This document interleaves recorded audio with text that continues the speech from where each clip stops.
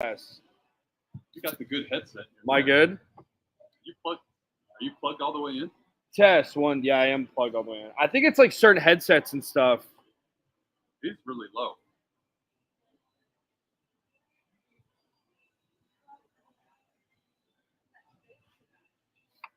I mean, I'm plugged in. I'll just talk louder. I don't know.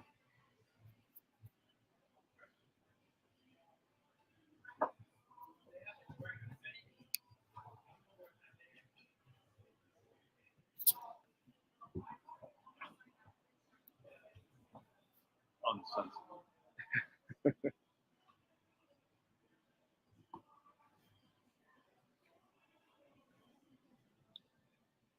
Welcome in.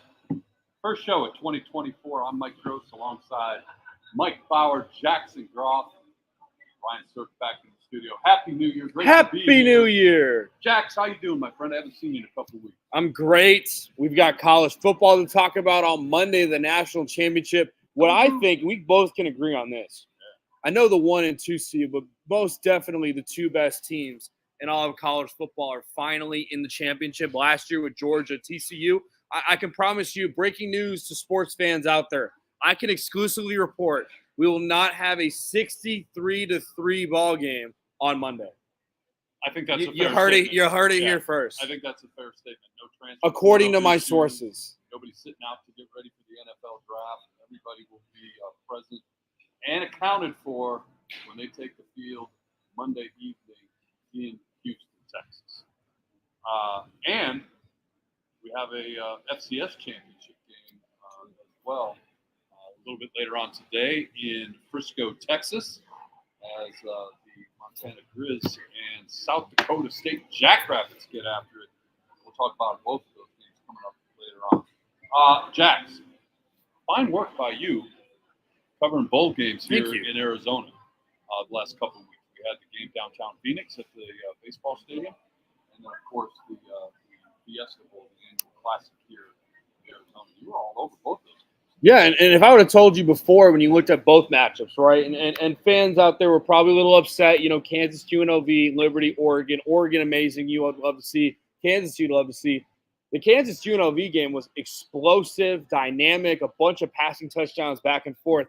That was the best game between the two. You thought Liberty could maybe hang in there a little bit during the game, but it got ugly early. But regardless, two great outcomes. And for those out there that are fans of college football in the state of Arizona, the Fiesta Bowl will be the college football playoff quarterfinal next year, with potential being the semifinal after that. And we talked to Eric Moses yesterday. He's trying to get the national championship game back in Arizona. So I think things are starting to come up, and with the whole group of five stuff going on, you most likely, if you're the Fiesta Bowl, you won't see a group of five team in that quarterfinal unless there's a massive upset in the CFP in the future. Yeah, and you know, it's one of those things where they had to do it, right? They had to. You know, and college football, and let's just make sure everybody understands when we're talking about FBS football, don't blame the NCAA for this. The NCAA has absolutely nothing to do with the bowl games, the selection process, anything like that. It's the committee, and in order to keep the peace, they invited Conference USA teams or Sun Belt teams or whatever, teams that were,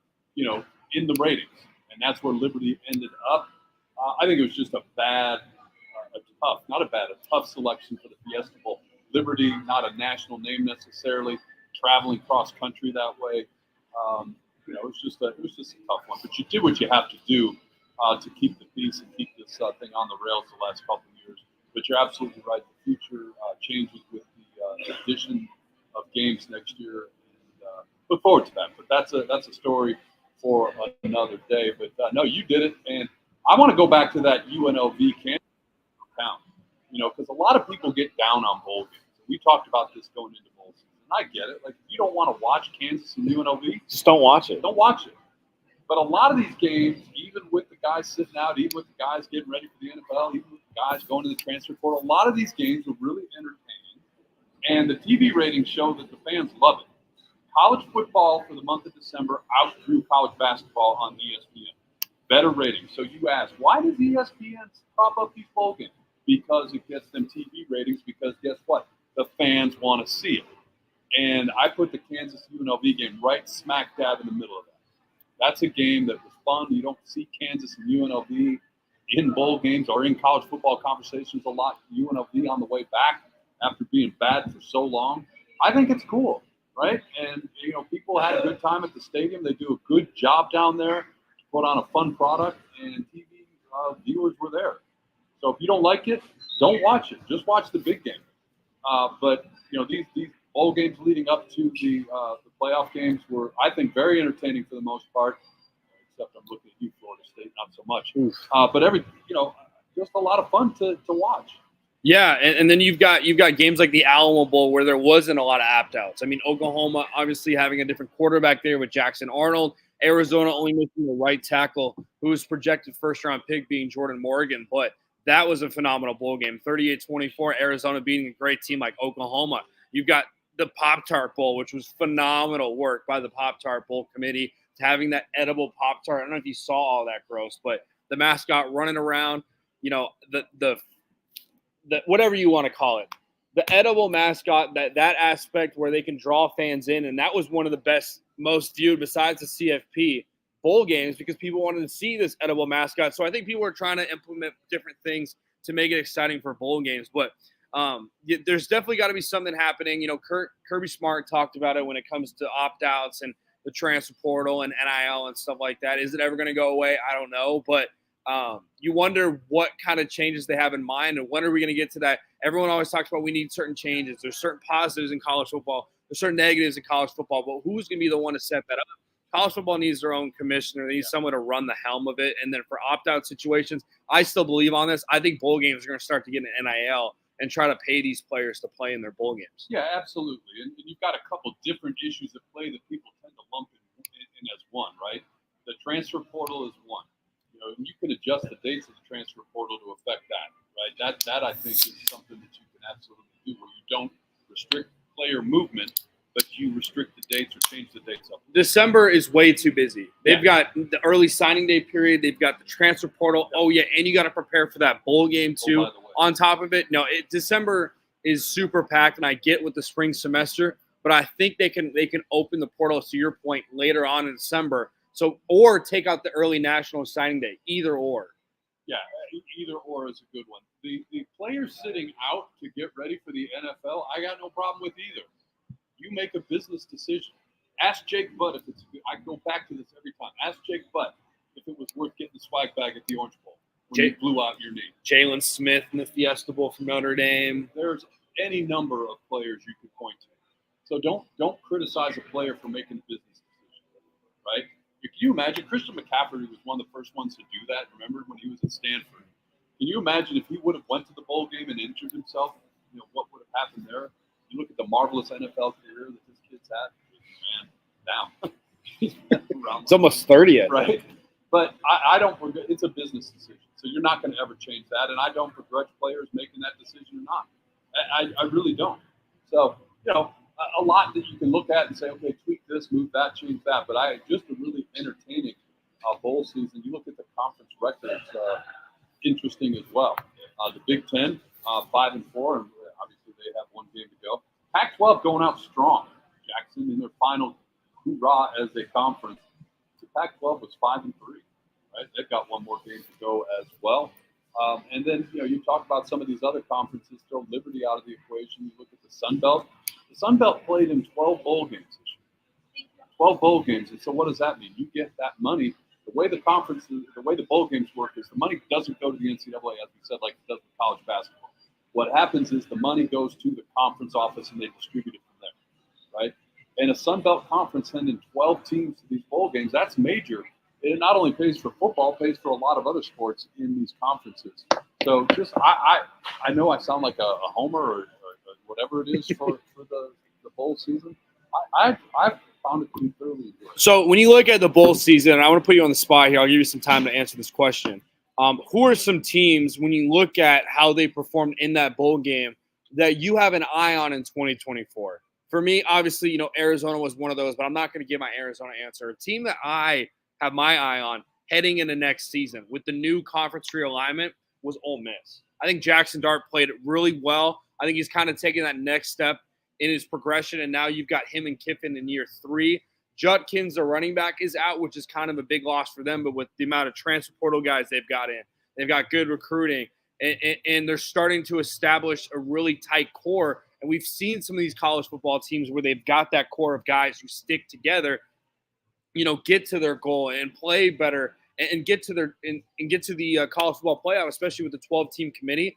They've only lost to Georgia and Bama every single year. Now you wonder how Bama's going to be with Jalen Milroe and some of those guys leaving in the portal. Are they going to have a down year? Georgia's going to go up, but no Brock Bowers, no Ladd McConkey. What kind of guys can they bring in? Most likely they'll be fine in Georgia. But I think a team, when I take away from bowl season, that definitely caught my eye, and I've got more respect, and I'll keep an eye on throughout the offseason, is Ole Miss. And we're going to go to Ryan for his pick of the week, hopefully, here in just a minute. But the team that I'm kind of keeping an eye on, and maybe it's not to the level that you're talking about with Ole Miss, but you look at the adversity that Northwestern overcame.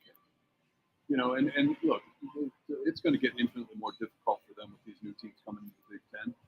But, you talk about the reaction of this team and how they responded and how they hung in there and, qualified for a bowl game and beat a Utah team in Las Vegas. To me, that tells me a lot about the players on that team. 8-5 is crazy. Yeah, what was the over-under? Was it like 2 or 3 when the season started? And they finished that way. I think, to me, that just says a whole lot about the culture of that football program, right? No matter how they got there, whether it was justified or not, we don't need to relitigate all that at this point.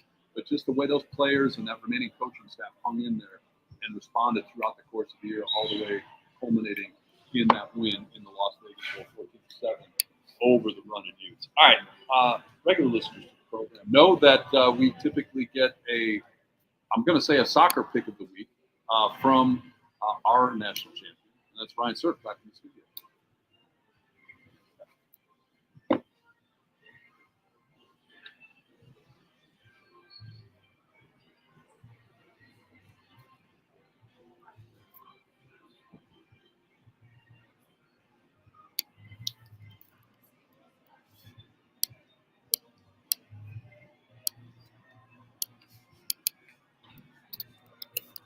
Liverpool plus 112 over Arsenal, 9:30 a.m. Probably on USA Network, Ryan. I'm guessing that's usually where we can find those matches, but nonetheless, we'll find it and we'll put it on blast if you are correct, as you are more frequently than you're not. That's Ryan Surf, our national champion. Jackson, his pick of the week. We'll step aside here. On the other side, we're going to jump into these championship games coming up. We got, as we said, later on today, we'll take a quick peek at Montana and South Dakota State from Frisco, Texas. And then, of course, Monday night, the big one, Michigan and Washington from Houston. That's coming up on Fox Sports. So Montana plays Sunday, actually. Was it Sunday? Sunday, yeah. I didn't want to cut you off. Yeah. I thought it was today. We play tomorrow at noon. Yeah. Why would they put that game opposite NFL games? I think because ABC doesn't have anything, and ABC's got the two games today. No, you're good. You're good. You're good. You're good. Hand up accountability. You would know. I'm locked in. You would know. Whoa, what happened to Dabo?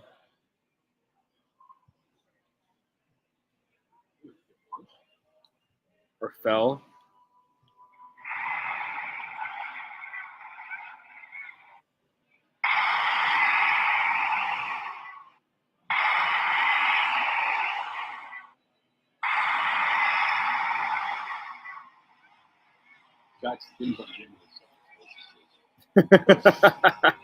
I got you. I could have sworn. I honestly don't understand that. I think that hurts the ratings.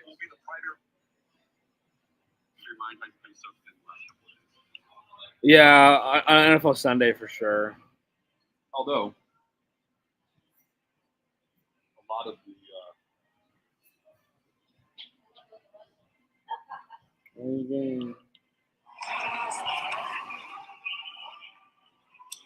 So, yeah, boys. Yeah, boy. Y'all. Happy New Year, baby.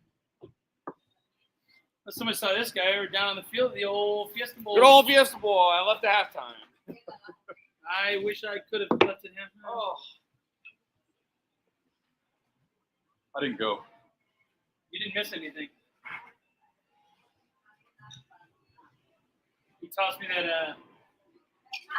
crack. Grenade team! Oh, nice. Didn't hit your hands. That was good adjustment. This guy's an athlete. Did you guys get Matt locked in for the show? No, we were doing the show. I didn't fix anything. Okay. I don't know him. I don't know him personally either. Well, and none of us know him. I've never heard of him before. Glenn said that texted. I didn't know. But I was busy doing the other show, so that's why I was like, if you could reach out, that'd be great. Well, they didn't. We rushed at the end. They didn't have a table. Yeah, no table. Barely got Is on. it a smaller table? I don't know. Barely got on the radio. Then I had to yell at Ryan. We love you, Ryan. Yeah, don't yell at Ryan. Ryan's working hard. It's good to see. It's good to see Ryan finally going for a plus bet instead of a minus 500 bet. I'm kidding. I'm kidding. Plus money though, I love it. That'd be so funny. You're like, yeah, I'm gonna go. I don't even know who's a heavy favorite in the NFL. You're like, yeah, I'm gonna take. There's actually no heavy bets this weekend for NFL. Maybe the Bengals minus 340.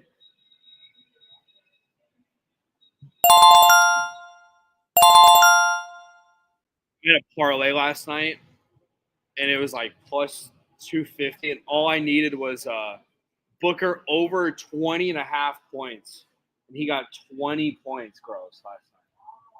Wow. That's all I needed. I feel like I hear Stanford Steve right now talking about that being a bad beat. It was 25 to win another 75. I was mad. Very mad. Do we have our picks for this week? Not yet, but we'll definitely do the Natty. We can do. You want to do this? The Texans game? And the late game tomorrow. Those are the best games. See, it's in one day, gross. 24 Shut up. hours. This guy's up, Jack. the Montana game later today. Oh, look, I had a good week. Thanks to whoever updated with my great week. Not as good as Jackson's, but still. 4-0, baby. What you know? I would have actually bet on that Packers game if I wasn't in another country That was a good pick. where I can't bet. Stupid.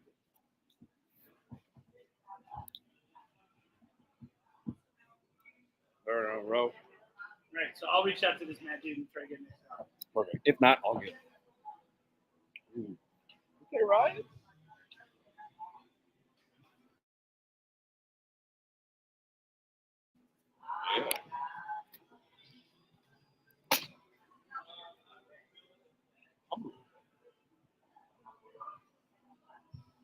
I'm gonna listen to this instead of listen to us. Do you know the I think we artist, just Gross? did. Welcome back in. Gross, who sings this song? I have no idea, but I love it. T-Pain. I was going to say. It's called Should've known that. Bartender. T-Pain. I should have known that. You know who's in a lot of pain? Alabama and Texas, because they're not playing the national championship on Monday. Nice segue. Thank you. Nice segue. Well, first and foremost, Please set himself up to knock it down. It's like setting your kid. let me correct myself. Montana and South Dakota State play tomorrow at noon. I've just been rolling along with that dumb and happy thinking it was Saturday at noon. That makes sense. There's no NFL games on right now. But why not? Let's just play it against the NFL tomorrow at noontime. But still a good game. According to the sheet here at Casino, Arizona, the CAC Sportsbook, South Dakota State, 13.5-point favorites. The total on that one, 49.5. And honestly, not that surprising when you look at the run that this Jackrabbits team is on. Jack, you were telling me on the way in, 28 games in a row. Their last loss on the football field was to the Iowa Hawkeyes, where they lost a 7-3 game. Yeah, it was in 2022, 7-3, and you're probably thinking, oh, a touchdown and a field goal. No, 2 safeties and a field goal is what Iowa had to beat South Dakota State in 2022. That part of the equation doesn't surprise me. But South Dakota State is on a tremendous roll right now. The Grizz out of the Big Sky. I don't say surprise run to the postseason, But, you look at, they were on a little bit of a drought, Jackson. You know this, having played at Montana. And yours faithful are responding well. Tickets through the roof in Frisco, Texas. The secondary market blowing up. Toyota Stadium down there holds just over 20,000. And they probably could have doubled that and sold the place out. Yeah, I mean, for Montana before the season, they were projected. I think they were picked 6th to finish in the conference. They won the conference. The biggest moment in the season was that loss at NAU. I think that's what shook up the schedule. That's what shook up the Big Sky, and that's what shook up this Montana team. How would they respond? They figured out the quarterback, and since then they've won 10 straight, and they beat North Dakota State in a big game.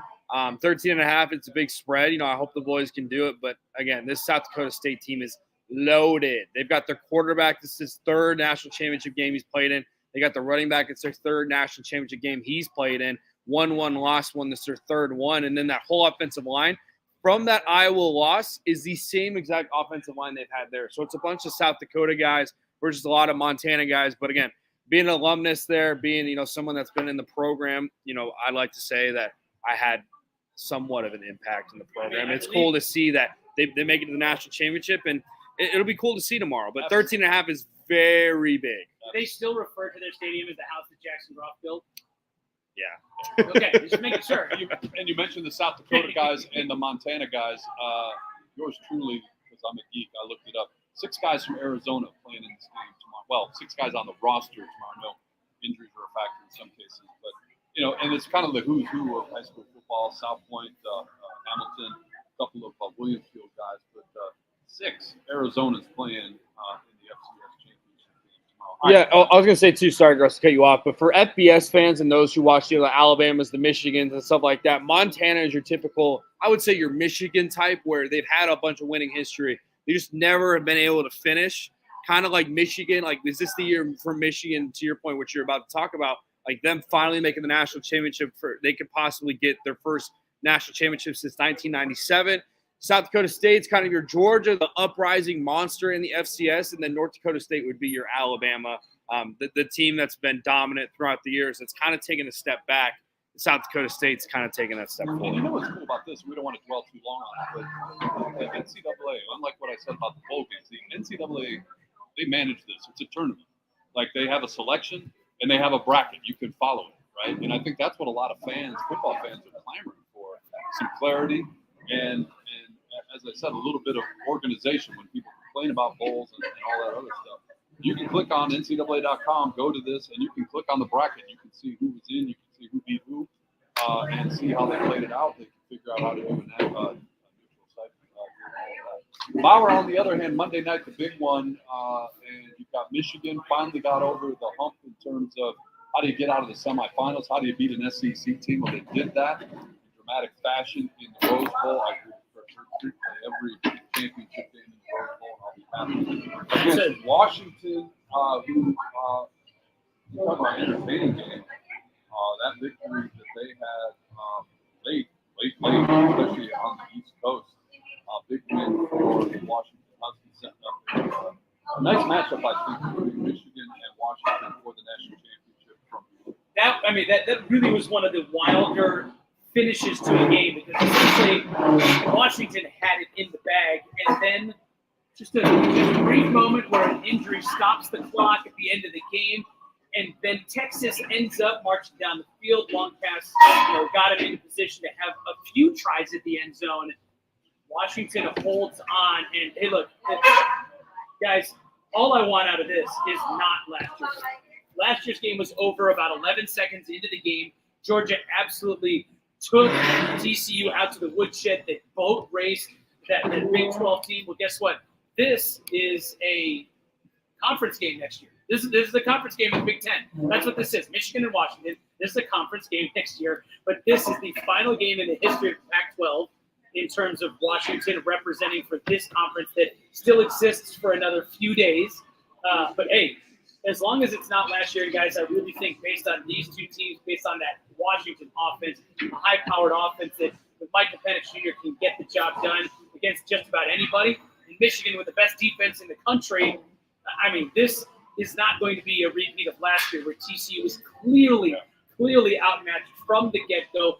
From the coin toss, the game was over. from Georgia's standpoint, I think Michigan and Washington, the way that things are lining up with these two teams, my goodness, I think this could be a classic. And Jack, you talked about it as well. You put it on social media. We talked about it before the game.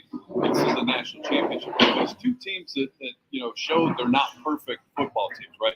You look at Michigan's special teams last week in the Rose Bowl. They missed an extra point.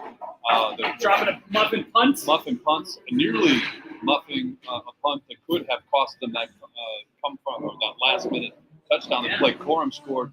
And on the other side, Alabama, their center, and you've seen the transfer portal already. That last play, Michigan's defense is great. Yeah, it's fine. But that last play was dictated a lot by a bad snap. So, and we can break down plays in the Washington-Texas game. Not perfect team, so it sets up where you look at it and you can't say clearly that one team is that much better than the other going into it. Yeah, and I think another storyline to look for is what are the futures of both coaches? I mean, Jim Harbaugh has been talked about in the NFL, and then when he leaves, Kalen DeBoer has been talked about. Could he replace him at Michigan or go to the NFL too? Kalen DeBoer, that uprising star from that standpoint. But guys, like you mentioned it just now, Bauer.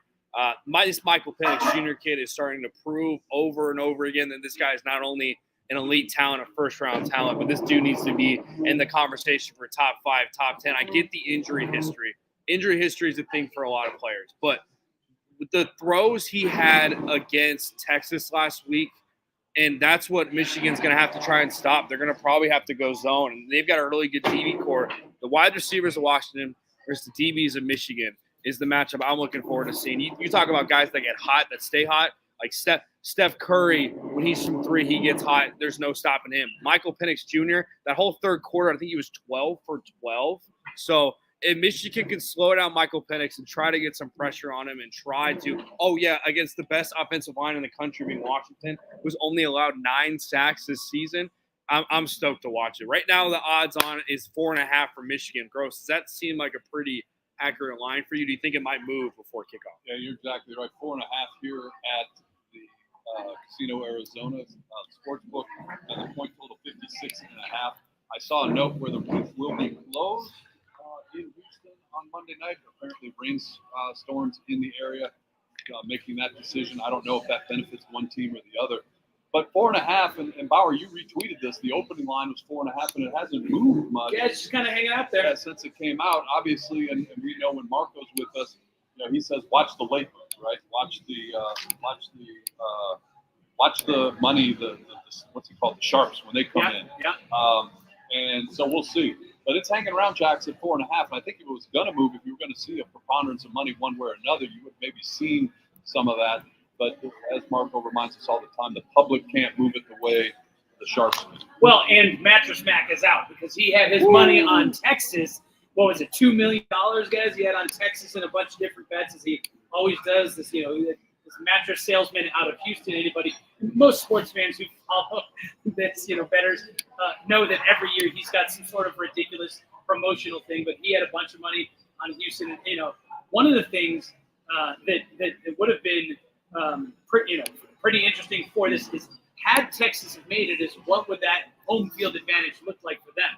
Because that Sugar Bowl, a lot closer to Texas than Washington, obviously. That Sugar Bowl, it looked like it was about 80-20 in terms of fans. Those Texas fans were very loud, very disappointed at the end. And obviously to make that drive either down to Houston or, let's be honest, most of the state of Texas is just Longhorns fans anyway, except for the pockets of A&M here or Houston right in downtown Houston. But that would have been a different sight. But here we go. We got Michigan. We get Washington. It's going to be a classic. And if you're looking for a place to watch it, no better place than right here at Casino Arizona, because this TV behind us is, it's about 15 feet tall. It's about 30 feet wide. It's great. It'll be jumping. All right, we'll step aside here. We'll come back to the championship game later on the show. But we got a lot of NFL to talk about. Implications. You got to look hard. A lot of quarterbacks not playing, but there are games today and tomorrow that matter for this 2023-24 postseason. We'll get into that next on Fox Sports. Nice, guys. Jackson, you're not going to go compare Penix to Mike Vick? Who is that idiot? I have no Somebody got idea. dragged for that. Should. Well, Mike because he's Vick. Black. He's a black quarterback, so he's a lefty too. But there's somebody compared him to Mike Vick. No, he's right-handed. Who's the lefty? Lefties. No one's lefty in the playoff. You might be thinking of. So then it wasn't even because he's lefty. It's He's black. Yeah. And Michael Penix is like he can run, but he's not a run first type of quarterback. Oh, Michael Irvin. Michael Irvin compared him to. Michael Irvin. He just got dragged. And Penix is a lefty. Correct me on that. He's a lefty. Jax. He is a lefty? Yeah. Well, he throws the football with his left hand. He might be a righty. I thought he was a right. My Phil bad. Mickelson's a righty, but he plays golf with his left hand.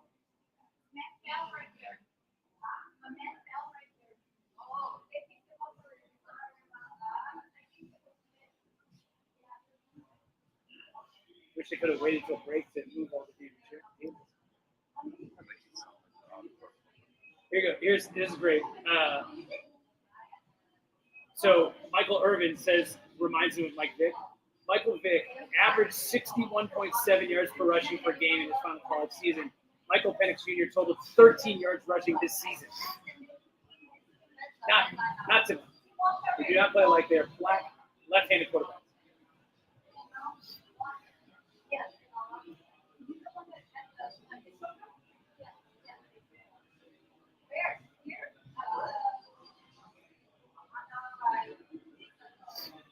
I guess he is lefty. Maybe he's ambidextrous. How do you say that? Ambidextrous? Yeah, that word. Bingo. He's ambidextrous. Maybe he just throws with both hands. Maybe he's androgynous. She made us drinks to drink. We drunk them. Hey, Ryan, is your football team in the national championship this weekend? I don't think so. Did you watch that Marshall Bowl game? Oh my gosh. You probably didn't watch it, huh? Yeah. Cole Pennington's son, or Chad Pennington's son. Cole Pennington was the quarterback for Marshall. You guys got smoked against UTSA.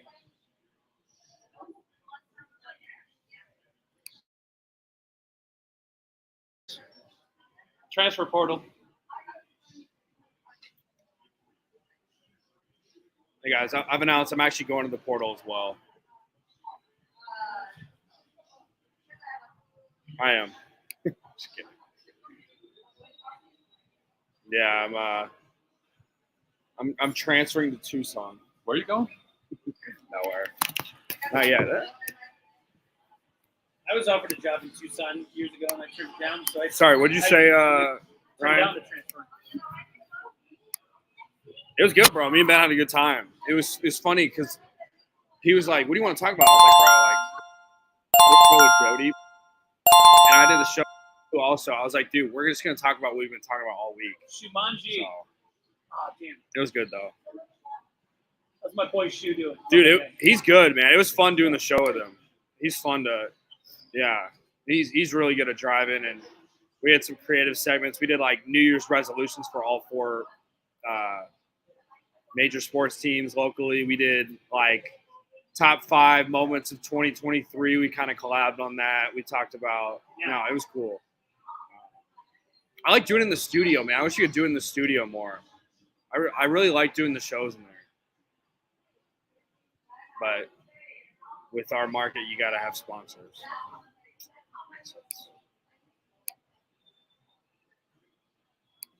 I know, dude. Yeah.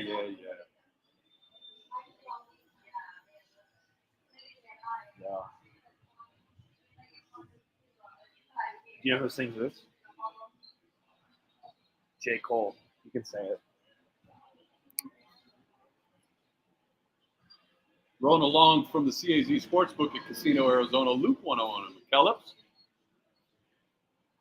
Lots of college basketball on the big screens today as we prepare for NFL games later on today. Full slate of games tomorrow. and you want to get out here and hang out with Jack and the crew at the Sportsbook, we'll take good care of you. We'll have Casey on later on for our picks, and he'll tell us what let's get his attention in terms of people coming through here.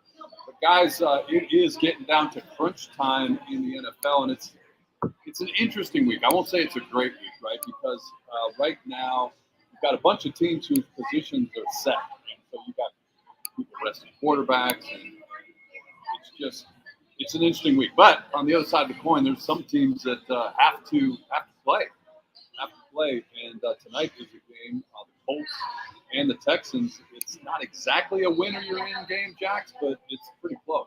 Yeah, I mean, winner, you're most likely going to have a wild card spot, and with the potential of the Jaguars playing the Titans, we don't know what's the latest on Trevor Lawrence. He might be out, so C.J. Beathard against the Titans, who want to finish their season on the right note. If they lose, this game tonight could be for the division. Then on the other side of things, the Steelers and the Ravens. Look, the Ravens sitting out Lamar, sitting out some guys, but we've seen Tyler Huntley step in and be a good quarterback against the Steelers team. We don't know what to expect.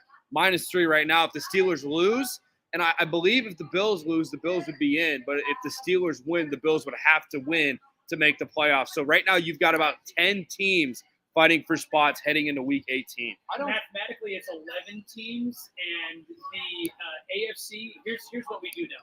The Ravens, the Chiefs, the Browns, and the Dolphins, they're in. Everything else we don't know in the AFC in terms of that's it. Now, granted, there's a lot of very likely certainties, but those are the only things we know from the AFC. From the NFC, the Niners, the Lions, the Cowboys, the Eagles, and the Rams, they are all in. They have clinched berths. Everything other than that, we don't know. And this idea of resting players, it's fraught with risk. And you look at the Ravens, because the Ravens have that top spot sewn up. So not only are they going to take this week off, they're going to take next week off as well. So 2 weeks off. I understand, if you play Lamar Jackson tomorrow and he gets hurt, I understand that. But if you don't play Lamar Jackson for 2 weeks and he comes out rusty, are you surprised by that? I mean, you can go back and look through the course of playoff history where that has not been a great decision in some cases. I mean, you still have that built-in week off next week, so it's not like you parlay the momentum into it. Hey, I'm 100% on team rest, guys. The Cardinals should rest Kyler Murray. Kyler Murray should not play tomorrow, as far as I'm concerned, because their entire offseason is based on, is Kyler Murray the guy or not? If he sustains some sort of injury in this final game. So I'm 100% on team rest dudes. I understand there's a lot in terms of momentum, especially, you talk to a lot of athletes too, hey, the momentum, but the chance for somebody to go out there and get hurt, rest Lamar, rest any, the entire stars, play the twos for any of these teams that have something locked up. If you're the Niners, play the twos. If you're the Niners, call Jeff Garcia out of retirement and have him start a quarterback. I don't want anybody who's actually going to play in a playoff game on the field tomorrow if I'm these teams that have their stuff like that. So right now when you look at the odds for each division, there's 4 divisions still up for grabs right now. The AFC East, the favorites, -158 is the Buffalo Bills, followed by the Dolphins at +132. The AFC South, Jaguars favored by -198, and then the Texans +410. The NFC East, how about this, Gross? Just a couple of weeks ago, the Cowboys, I think, were at +700 to win the NFC East. Now they're at -1350 to win the NFC East, followed by the Eagles at +750. And then your odds-on favorite for the NFC South, Bucks -235. I'm still hoping for chaos in that Yes. little corner of the NFL playoffs, where the NFC South will host either the Cowboys, but more likely the Eagles. The Bucks hold that spot right now, right? They're 8-8. I want the Bucks to lose. I don't care if they win the division or not. I want whoever hosts the NFC South playoff game, I want it to be a sub-500 team. Would have made me happier if it was the Cowboys going down there, just because. The Buccaneers, though, 4.5-point favorites. They go to Carolina. So I think they'll probably be 9-8 when it's all said and done, but still would make me very happy. I think a game that's really interesting too. Sorry to cut you off there, Ballard, but we were in this situation last year with the Packers, with an opportunity to go to the playoffs, and the Lions came in and spoiled it. Now you've got a situation with the Bears and Justin Fields. What's his future like? Does he go in there and spoil the Packers' chances once again? It could happen. the odds-on favorite for the Packers to make the playoffs. They're minus 210 to make the playoffs, plus 168 to make it. But that's a game that's really intriguing. If you're a Seahawks fan, if you're kind of that team on the outside looking in, you need the Packers to lose. Packers are 3-point favorites over the Bears tomorrow at Lambeau Field. And as Jack said, there's a lot of implications in that game. Obviously, as a Bears fan, you know this. Nothing would make you happier than spoiling the postseason for the Packers. But the other thing is there's real serious questions about, do they stay with Justin Fields going forward? There are mock drafts now out there and people close to the Chicago Bears team that say they're going to hang on to that pick that they own from Carolina and take a quarterback. Yeah, and as far as what we know and what we don't know, the only thing we know right now in the NFL draft is that Carolina has locked up the number one pick. There was the same moment. I was sitting at the bar with a buddy last Sunday, and he's a diehard Niners fan, and I'm a Chicago Bears fan. And the moment the Cardinals beat the Eagles, we both locked up the number one in terms of our respective teams. His team locked up the number one seed in the NFC, and my team on the opposite side of things locked up the number one in terms of the Carolina pick at number one. But that's the only thing we know in terms of the draft. Washington, New England, and Arizona are all 4 and 12. They're all right there at 2, 3, and 4 tiebreakers, respectively, put the Arizona Cardinals in the number 4 spot. But for the Chicago Bears, you mentioned, they're sitting at number 10.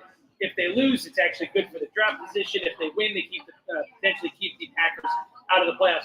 You mentioned the Packers. Here's what it looks like for them. They're 8-8. And to be quite honest, Jordan Love is playing quarterback right now as well as anybody in the NFL. And he doesn't really have a lot of great targets to throw to. They are in with a win. They're also in with a whole mess of other stuff. A tie, and a Seahawks loss, a tie, and or a Vikings loss.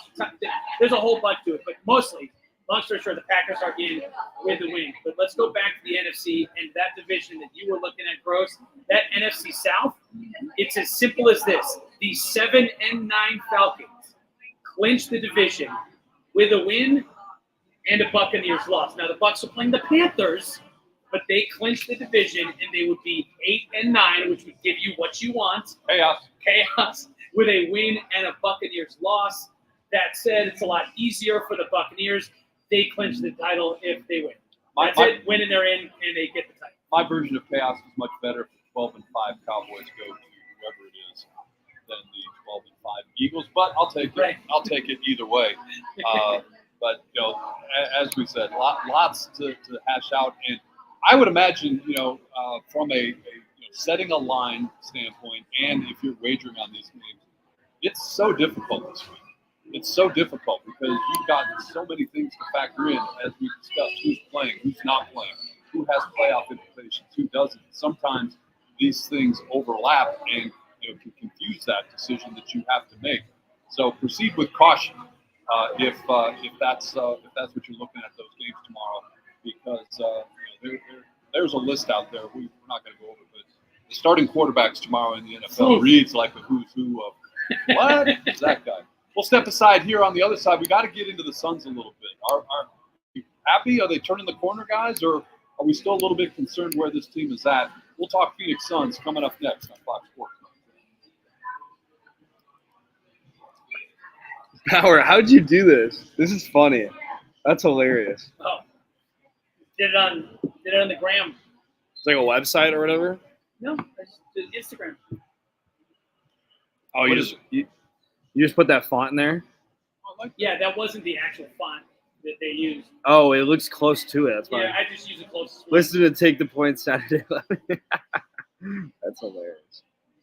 That should be our new profile photo. Go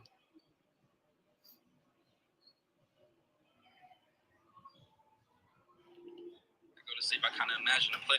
I definitely think about it. I think about the game every night. Every time I go to sleep, I kind of imagine the plays I feel like I'm going to make. You know what I mean? So it's always running through my head, and I just can't wait to go out there and battle with my teammates.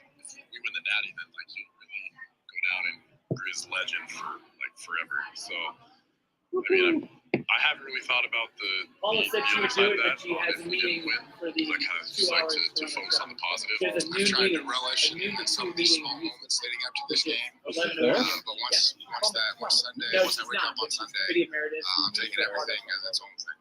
I But yeah, probably won't have I trouble actually, sleeping. the reason I now that thought you of her is mention because it, I ran around the field that day on the field. Hey, Paul. Back in the day when she was still at the Republic, she was pretty good at the time.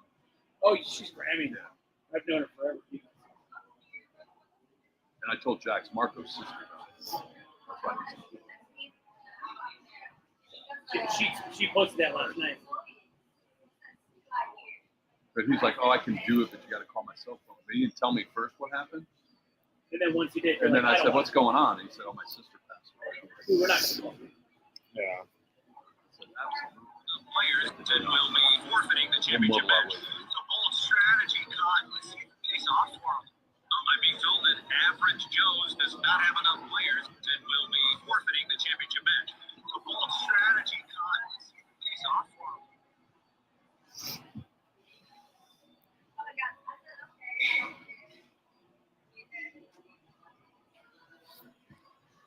Absolutely. You'd appreciate this. Watched a lot of juniors while we were up in Canada. Every Canada game we had on, U.S. games we had on. There wasn't like football on TV, so we were just watching a ton of juniors. So I like Chris Peters, who we've had on the show a lot. Yeah. He'll do, Bob Smith and put in parentheses Philadelphia, whoever the kid plays for.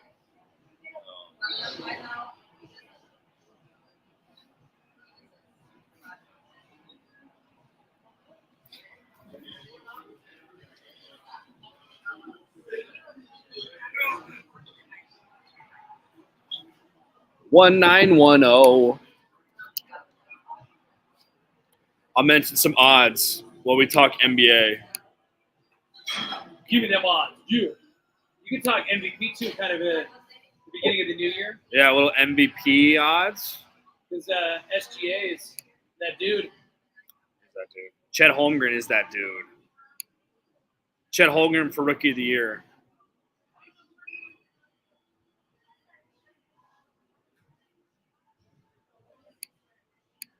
You know who was balling early last night was Kevin Love. How about Kevin Love, man? Still got it. What team's he on?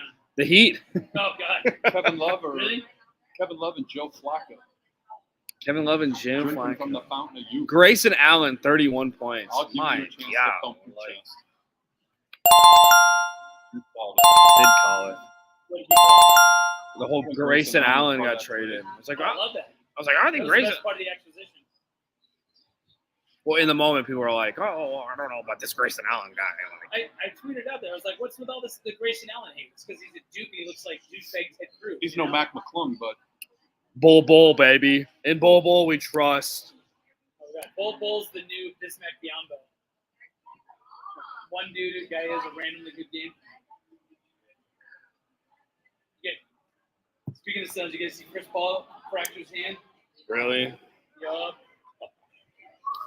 Whoa. let me do this real quick since we don't talk enough weight.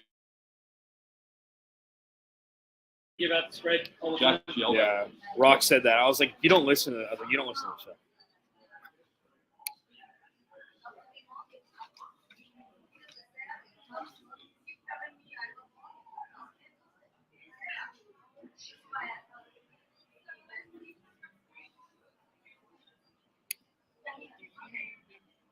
This thing, The Ballers on HBO. Welcome back. Take the points. I know Fox that Sports much. Don't 910. even try to do that. This is Lil Wayne. I know who it is, but I even know context. Hey, checking the lines, college basketball today. All four of the Arizona teams in action. NAU up in Flagstaff, 2.5-point favorites over North Dakota. North Dakota, whatever your name is now. Locally, ASU looks to continue their hot streak in the Pac-12. They've got the Colorado Buffs in town. Colorado Buffs absolutely mashed by Arizona. Colorado 3-point favorites, 145.5 is the point total on that one.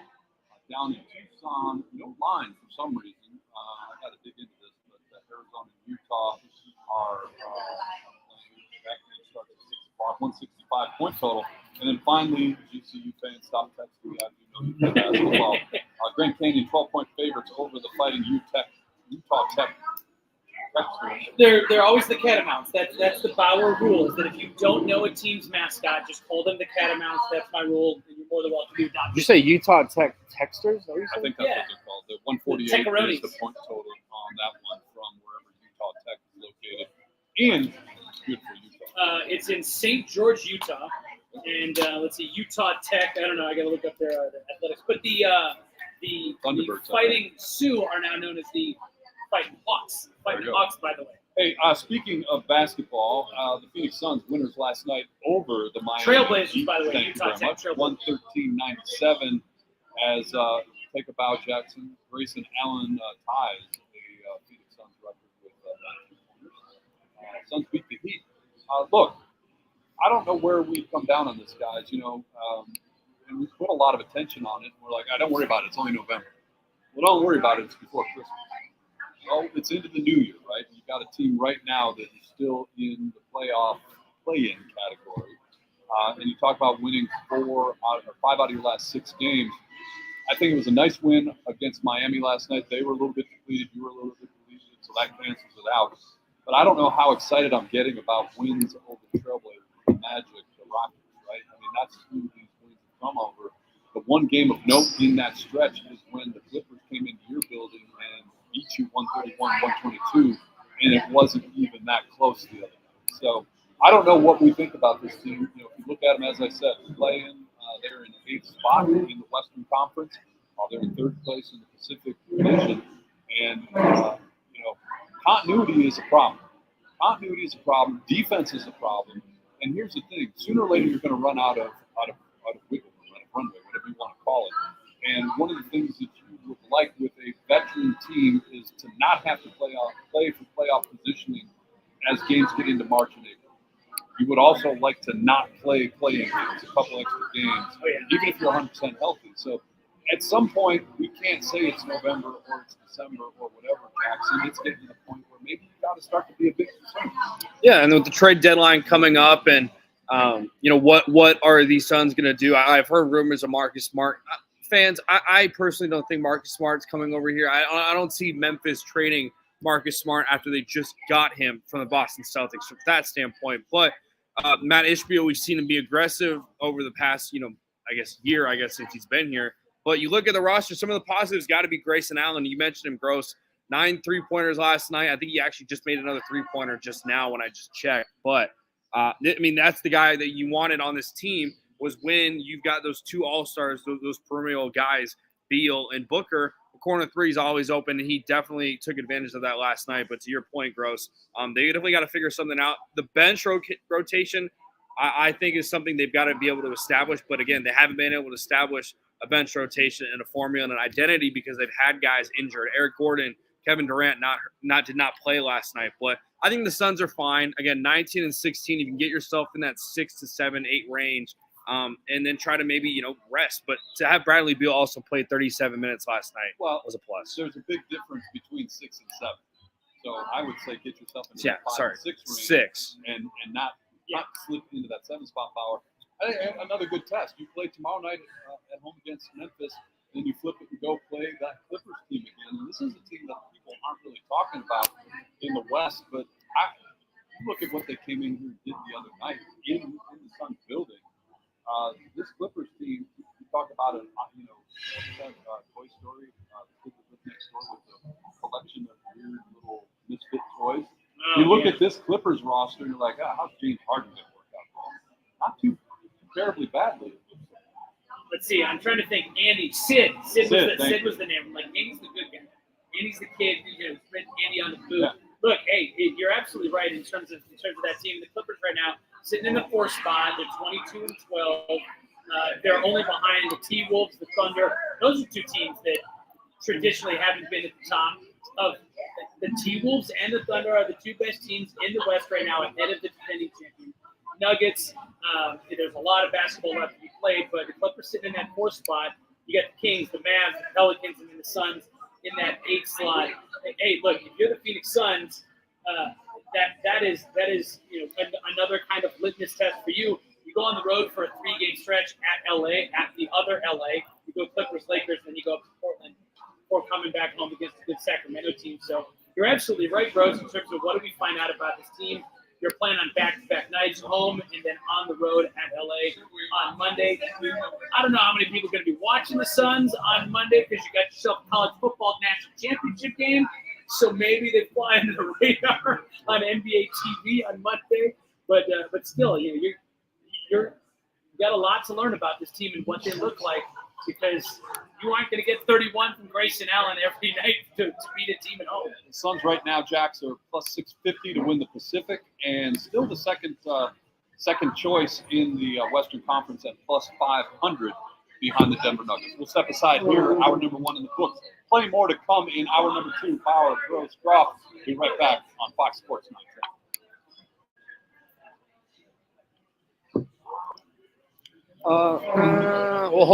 Whole viewing party. I know, right? Jacks, go sign some autographs. Whole viewing party for Take the All right, Points. so Jacks and I were matching something else. Quarterbacks draft coming up. Love it. So we'll look at the quarterback class and we'll jump into the draft. Are there like odds for the number 1 or for the number 2 pick? Do you have NFL odds in your hand? I don't. Oh, games? Yeah. I just want to put them in the sheet for picks.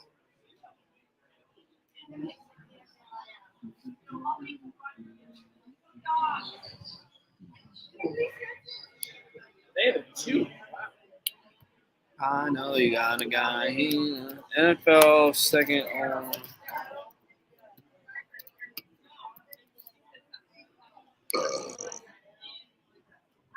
At some point, I know he works for. Does he still work for Rock Minute? You got to have Schubert on. I talked to him about. I talked to him. Sports 910 now. Oh, he doesn't work for He Rock works Minute. for the station now. I- because I, remember him on the other day, and I'm like, I thought you were with Rocket Minute. Like, now I work with the. Oh, son of a bitch! Fractured jaw, Connor. The Alabama center just committed to Ohio State. Michigan loves that. The Ohio State. No, Ohio State. Not a Bedard on the higher of the fractured jaw, bro. What the hell? Not a Bedard. Best player in the NHL. Let's see something.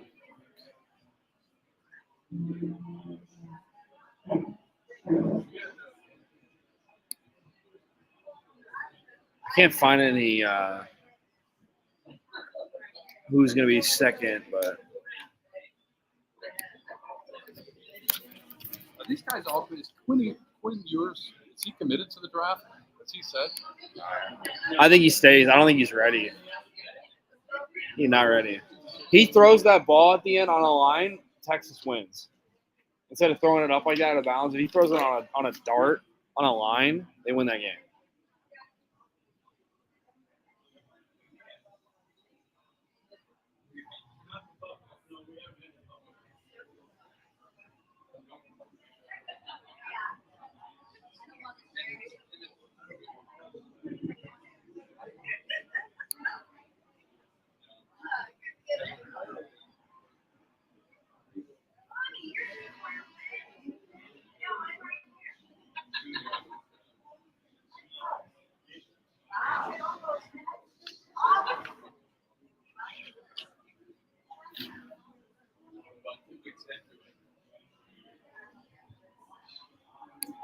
I have the scenario for the Cardinals pick. If you want to toss it to me. Well, save that for the next hour. We're doing quarterbacks first. Just quarterbacks in the short segment. Okay. We'll do a longer segment on the draft. Focus on Isn't this one a long segment? We'll shorten this one. We'll do. Oh, yeah. We'll manipulate.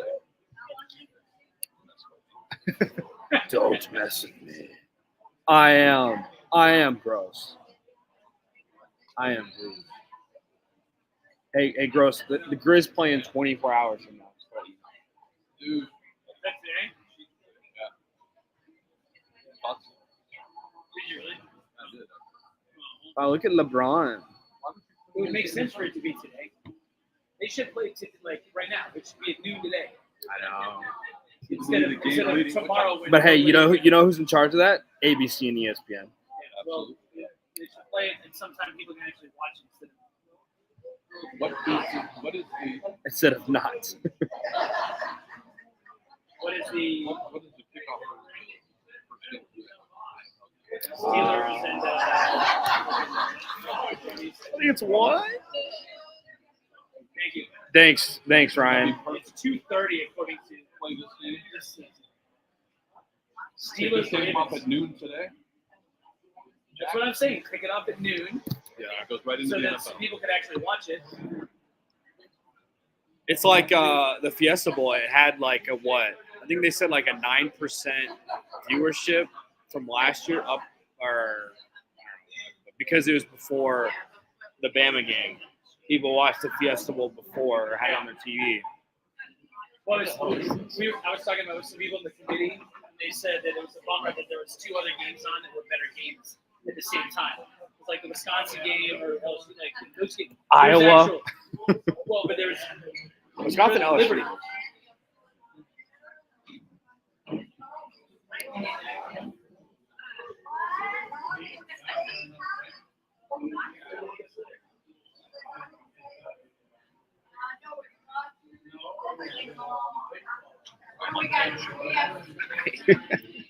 Go Chris.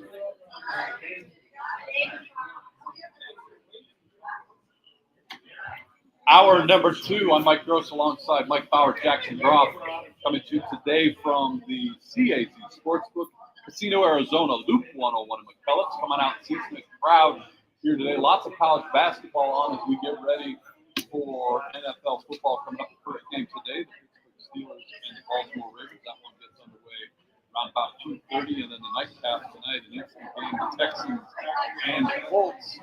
And we'll talk to our friend Casey from the Sportsbook about those things coming up a little bit later on. But guys, one of the things we're preparing for, right, as college football winds down and we start to focus on the NFL draft, is what teams are going to do and what they're looking at, particularly from this quarterback class that is either committed to coming out or, you know, we still are on the fence with a couple of guys.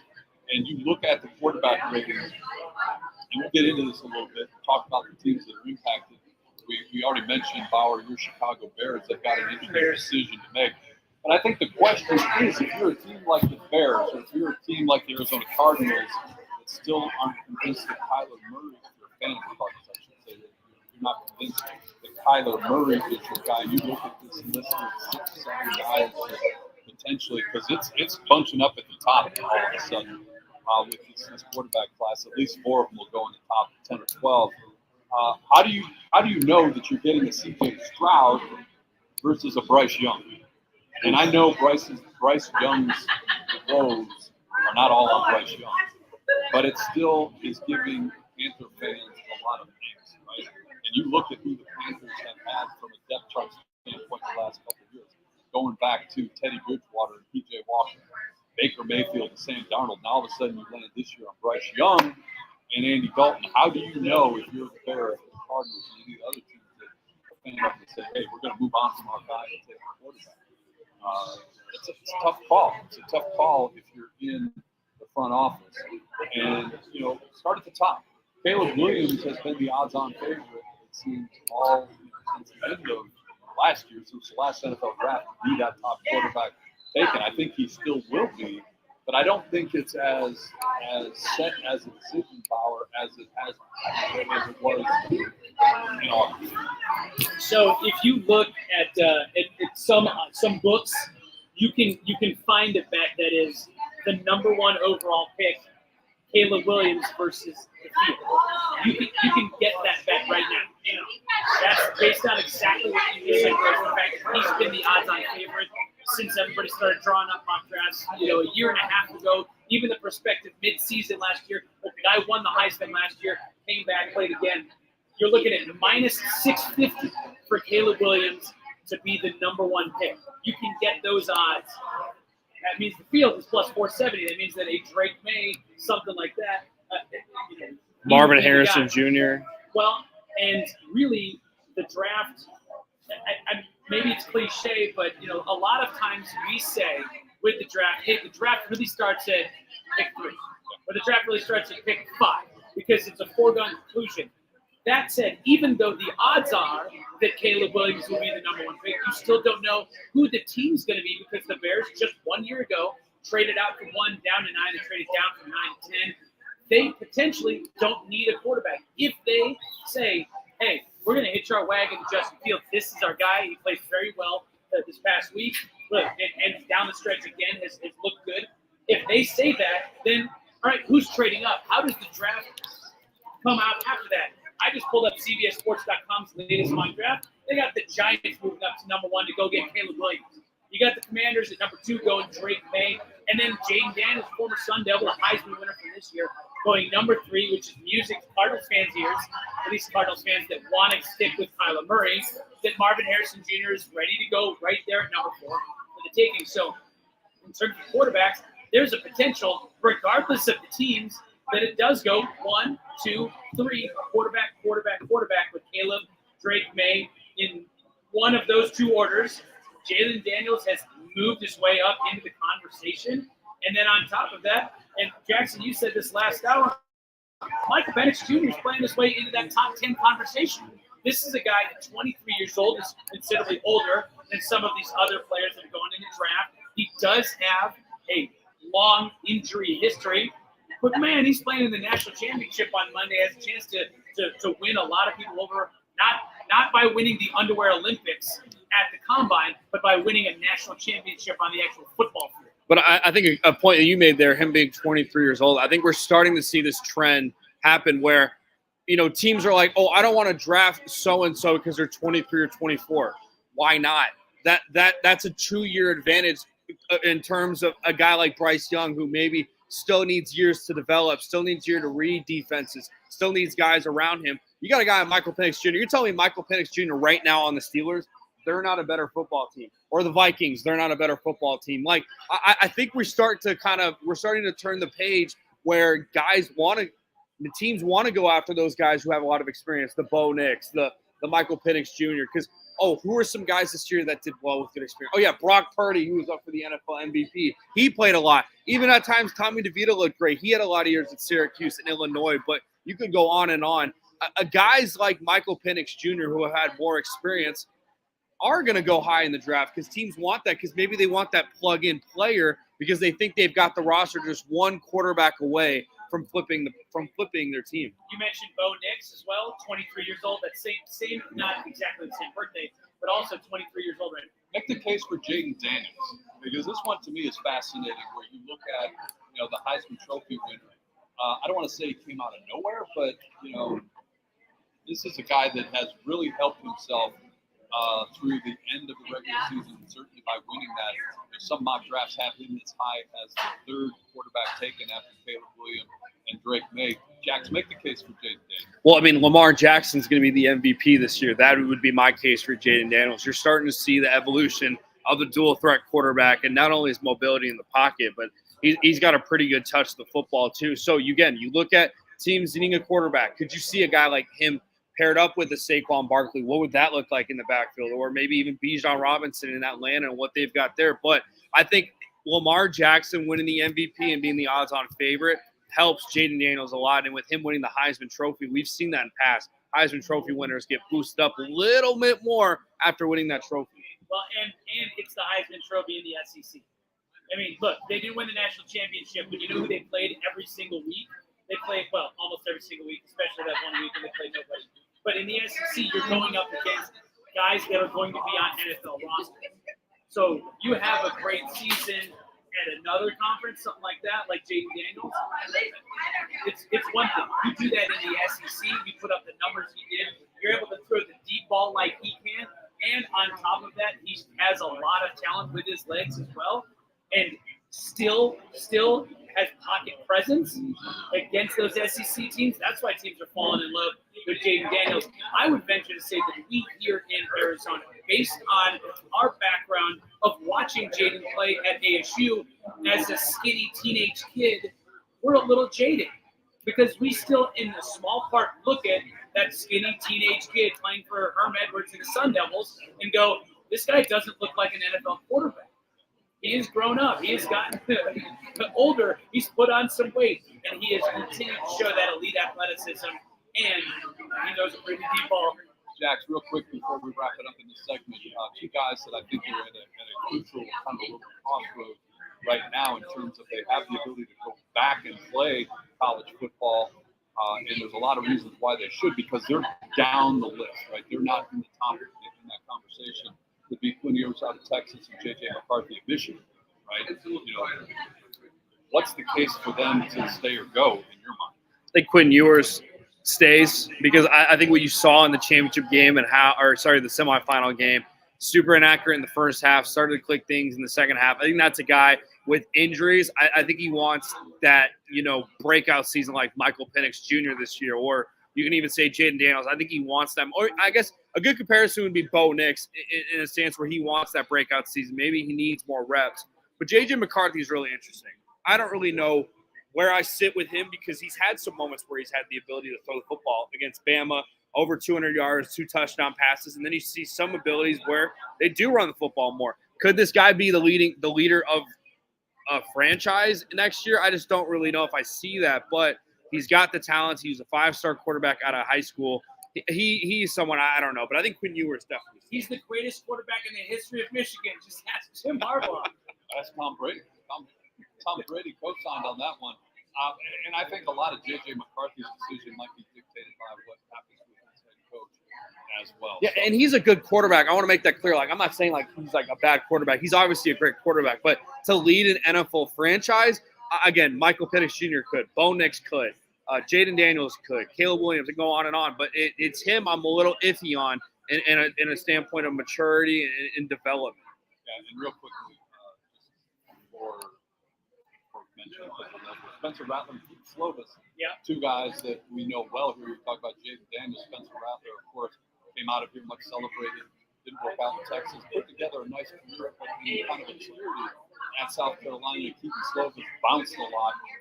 Has the look, when you look at a guy, you talk about the guy, what you call the underwear team, like at the combine. You look at this guy, Keaton Slovis, Scott has the look, right? 6'3", 215. Like this guy looks like a quarterback, but I think he's got a lot to learn. Where did he end up? Ended up with South Carolina. No, Keaton Slovis. So he started at USC, Yeah. and he went to Pittsburgh, and then he went to somewhere else. He went somewhere else, and then BYU, I think. Yeah. Him and JT Daniels, like JT Daniels. You want to talk about a guy who's played a lot of college football? He reclassified, skipped his senior year, goes to USC. Yeah. Then he goes to Georgia. Then he goes to West Virginia, and then he ends up at Rice. Keaton Slovis, by the way, goes to USC, Pittsburgh, BYU as a grad transfer. Spencer Rattler, at one point in time, as people were drawing up mock drafts years ago, was one of those guys that, hey, look, the Pinnacle High grad his name was near the top of the draft. For the whole draft conversation, it's not just about players, it's about team needs guys. And that's why I say, hey, at the number one position, do the Bears go quarterback? Do they trade Justin Fields? What does that mean for the rest of the NFL? But that's a quarterback potential needed team. Washington is looking for a quarterback in the draft. At number 3, so are the Patriots. They're probably looking for a quarterback.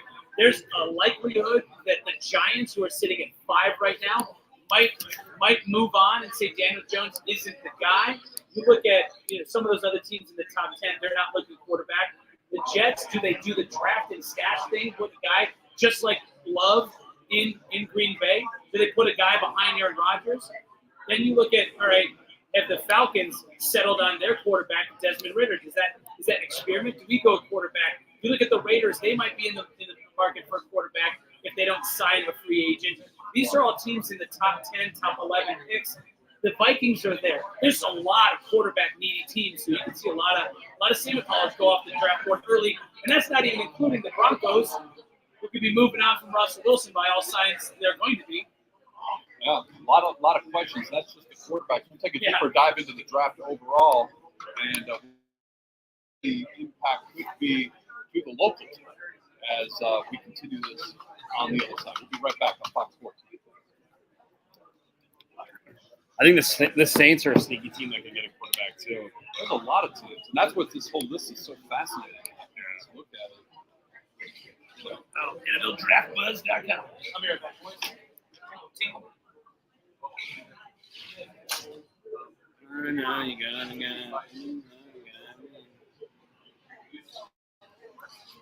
I thought he was going to list every single team.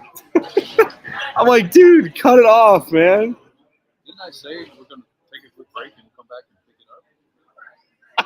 Blah, blah, blah, blah, blah, blah. He's like, and this one and this one. And I'm like, yes, we get the point, Brower. Shit. No, but I think we talk about. I have the Cardinals path to the second pick or third pick, or what would happen like if they were to win, where they I drop. think this shakes out well for the Cardinals. I do too. You have that article still that you pulled up? Yeah. Okay, so we'll jump into that real quick. Because I think, you never know 110% because everybody's trying to game, but the Cardinals aren't moving off of Kyler Murray. I want to keep him. Manucci's like, no, I've seen too much. I've seen enough. Like, I know what to expect. Like, they need to move on. I'm like, no. No. Well, They got and that's bigger. my They got point. bigger needs, Exactly. Like you have Kyler Murray. and they've got $50 And I million. say the same thing about $50 million in cash space this year too. And I say Justin Fields. If you're the Bears, you could trade Justin Fields because he's more tradable than Kyler Murray because of the contract. Yeah. Like you roll the dice. Yeah. Because you get Caleb Williams. There's no guarantee that Caleb Williams is going to, he's not a surefire thing. And is Justin Fields better if you give him Marvin Harrison? And I think you got to give Kyler an opportunity. Like I saw a stat, it was like percentages of throws where wide receivers create separation. It was like Tua was like 90%, Kyler was like 24%.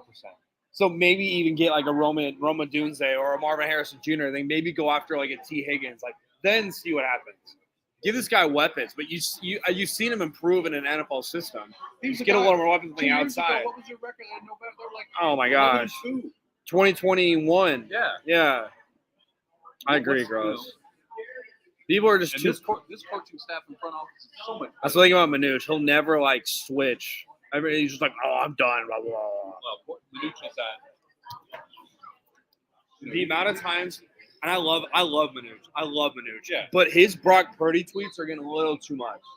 A little too much. And he tags Brock too. Like if I'm Brock, I'm like, yo, like I appreciate the You level. gotta Like stop. you gotta used to do stop. this.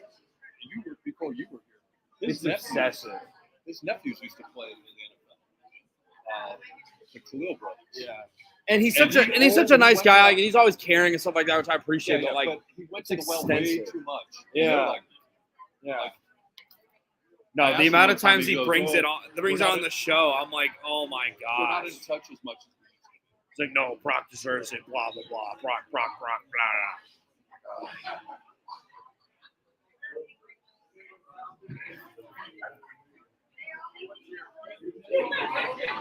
He said even after the Lamar Jackson Brock game, that Brock still deserves the MVP. Okay. Brock's not even the best MVP candidate on his team. Exactly. If you talk about most valuable player on a certain team, the Dolphins with and without Tyreek Hill is just incredible. 1 minute. Cheetah.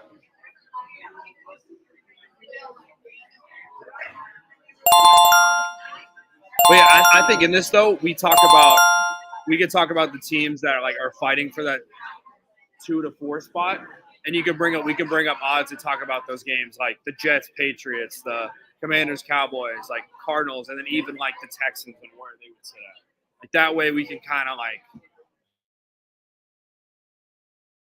stuff into it. More odds. We don't talk enough odds. Yeah, Rock's like, you don't talk enough odds. I said, you don't listen to the show. Because like anytime Bauer brings up something, he always brings up the odds. You always have the sheets, and we always have stuff going on. Take a picture of me for Rock.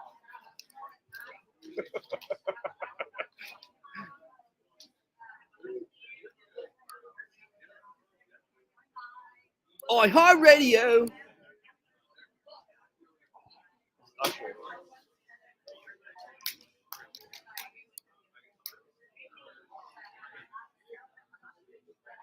Welcome back in. Take the points. We are at the CAZ Sportsbook Casino, Arizona. Nice crowd in here today. Enjoying food and drink specials, watching the games on the big screen. Line up there. Jack, Casey, guys at the Sportsbook. We'll have Casey on later on in the show as we do our picks. I texted mine in. Hopefully we got it in. I have my lock for the week. One more kick to Iowa. But we're going to keep the focus. Let's keep a conversation on the NFL draft going. And if you look at, we won't go through the entire thing. If you're an Arizona fan, so the Cardinals right now, if the draft were to be held, 12, they would get the 4th pick. They're behind Washington and New England as other Philly teams due to the strength of schedule. The fascinating thing about what we talked about in the last segment, I do not believe, I think most people agree that Kyler Murray has done enough for the new regime that he is the quarterback of the future. Complicating things, of course, is that contract. You say, well, we want to move on from Kyler. You're going to take the salary hit and salary cap hit, and you're going to make it difficult for the team to look this year. Unlike your Bears, the Bears say, look, we're done with Justin Fields. He's still on a good deal. Yes. Much more palatable for a team to do business with the Bears because of that. So, you gotta factor that in. But I really believe Kyler has impressed this team. You listen to Jonathan Gannon as he does post-game interviews with others. He doesn't strike me as the kind of guy that's going to go out of his way to say things or make comments that are. He's not going to give Kyler credit if he doesn't want to. I guess is the way to say it. And Jonathan Gannon was asked about that. He said, hey, is this one of the guys that you might trade? And he said, and I quote, "No, there's no doubt. Number one, our franchise quarterback. That's who I love. Being here for a year with him now, I'm more convicted. Than when I got here." That was the Kyler Murray remarks from Jonathan Gannon, the head coach of the team. That granted, the head coach doesn't necessarily make the moves. If Monty Ossenfort says we're going in another direction, the opportunity's there. But hey, look, if you're able to go out there and you can bolster the offensive line, and a big part of the Cardinals offseason has been altered in the last week or so with DJ Humphries and that injury that now is going to impact the future for that offensive line. But if you can bolster the offensive line, you can somehow add Marvin Harrison Jr. and stick with Kyler Murray. I think that's the dream situation for Cardinals fans, is to get MHJ here in the Cardinals organization, but also at the same time somehow maybe that second pick, maybe you parlay a future pick to move up to get offensive line help as well. Move Paris Johnson from right to left. Get another O-lineman to help out to give Kyler just a blink of an eye more, and then give him a target like MHJ, because it doesn't matter who's catching the football. If your quarterback is getting stuffed into the ground every snap on a 3-step drop because you can't block, doesn't matter who's catching the ball. So, Jax, how does it work out for the Cardinals? How do they get Marvin Harrison? Yeah, so if the Cardinals right now at 4, and there's some mock drafts where Marvin Harrison Jr. is picked at 4, we know that there's going to be 2 quarterbacks going 1 and 2 with the possibility of 3. And as the draft progresses on, it could go all 3. But if you want to feel good as a Cardinals fan, being at 2 with the potential of going down to 3 and 4, regardless of getting Marvin Harrison Jr., you must, if you want the number 2 pick, must lose at home against the Seahawks, who are vying for a playoff spot, and have the Commanders and Patriots win. Fun fact about the Patriots: last time the Jets beat the Patriots was in 2015. So they're the favorite right now against the Jets. I believe it's -1 currently. It's -1.5. The Patriots are favored. The Commanders play the Cowboys. If you want the 3rd pick, the Patriots or the Commanders must lose, and you must lose as well, and they will pick the 3rd pick. If all 3 end up losing, the Cardinals, Patriots, and the Commanders, they'll stick at 4. But here's where things start to get interesting. If the Cardinals do win, based on their strength of schedule, their massive strength of schedule lead, they could drop down to 7. So you've got teams like the Giants, Titans, and Chargers. They would have to need all those 3 teams to lose on top of that for them to have the 4 seed. So guys, they got to lose and hope the Commanders and Patriots to lose to even be in the top 4. If they win, they would have to have 5 teams lose for them to stick at that 4th pick. Dropping down to 7, that's where you start to get uncomfortable. And that's where you go towards the Joe Alts of the tackle. You get a guy like Roma Dunze, who's a great talent. But if you want that Marvin Harrison Jr., or if you even want to get to 2 or 3 and have a situation where you want to add more picks, you got to lose and hope that the Commanders or Patriots lose on top of that. We'll wrap this up here, guys. They're we talk about the quarterbacks. We can have a conversation about what we just did: 4, 5, 6 quarterbacks. Make the case for who's better fit and that sort of thing. I think when you look at this wide receiver class, it's Marvin Harrison Jr. and the rest. You talk about the field and the quarterback. Right. I think that's the case. Like there is, whoever the next couple of wide receivers are, if the Cardinals miss out for whatever reason on the ability to draft Marvin Harrison Jr., hopefully they do what they did with the Texans last year and step back and parlay that pick into additional picks. Because I think you can get another wide receiver later on in the draft. Not of the caliber of Marvin Harrison Jr., but you don't want to necessarily just react and take a wide receiver quickly because Marvin Harrison Jr. All right. On the other side, we'll get back into this national championship game. We're going to save our picks for the final segment. We're going to dance around some of the things we're going to be watching for Monday night when Michigan plays Washington for the national championship. That's coming up next on Fox Sports. Lit. No, we do not have Mark Hunter. Oh, sorry. Yeah, Mark goes out. Sorry, Ryan. I should have told you. My bad. There you go. Zach.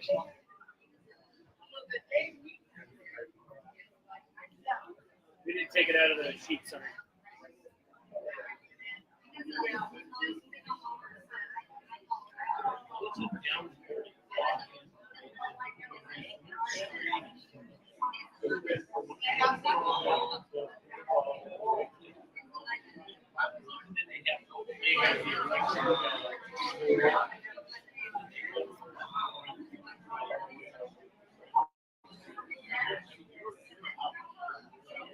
They don't get Marvin Harrison Jr. I say trade back to get what's his name from Alabama. I'm telling you, Roma Dunze from Washington is that dude. I'm telling you. You think he's as good? He's that dude. He's that dude. I'm telling you, Roma Dunze is not. I'm not saying to that level of Marvin, but he's close.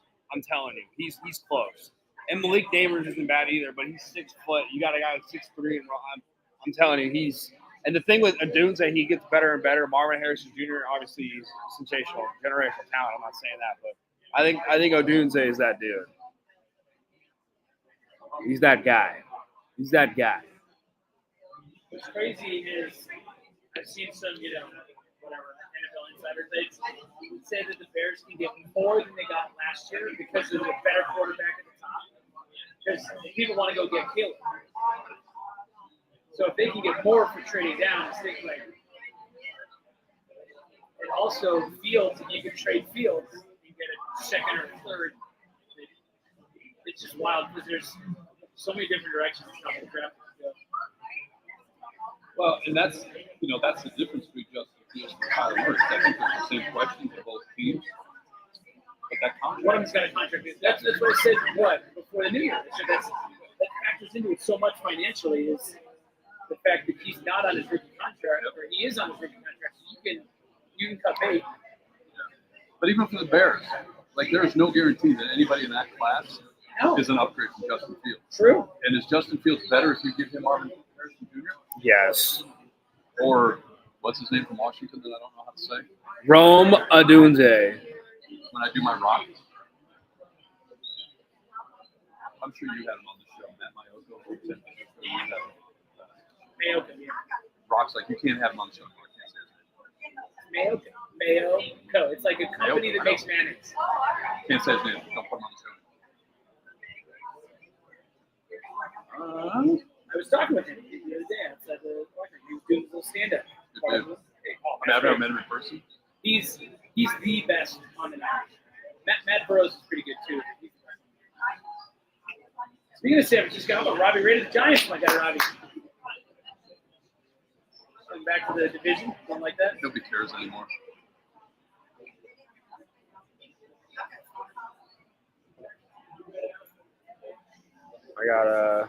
I used to, with the whole salary cap in baseball,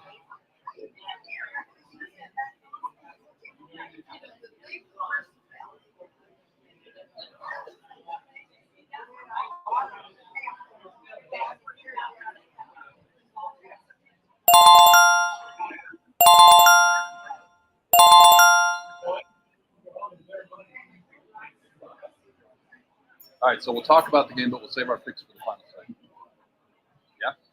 Yeah. Yeah? Yeah. And my headphones are on. We'll talk about the game, but we won't make picks until the final segment.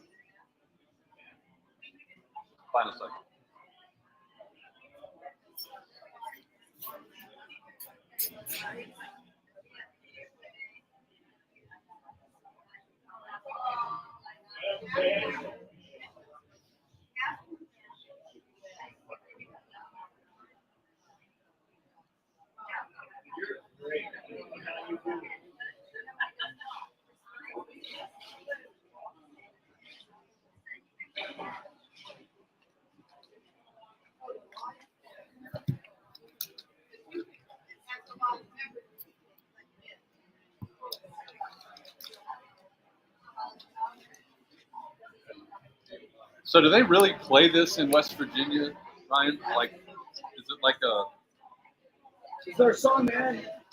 theme?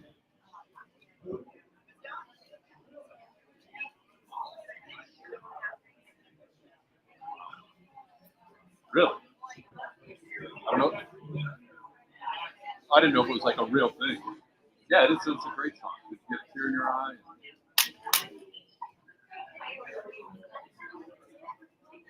There you go. The good old moonshining days. Oh, no, different West Virginia. My bad. Yeah, dude.